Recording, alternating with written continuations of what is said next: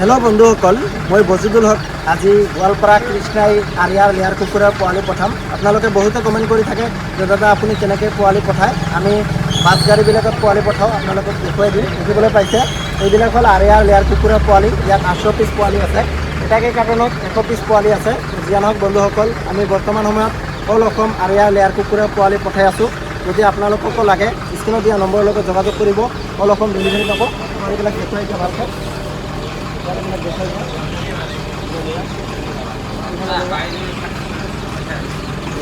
চাপ পোৱালিবিলাক চাপ বন্ধুসকল, এই কোৱালিটি পোৱালি কেনেকুৱা ধুনীয়া। এইবিলাক পোৱালি আজি পঠাই দিম।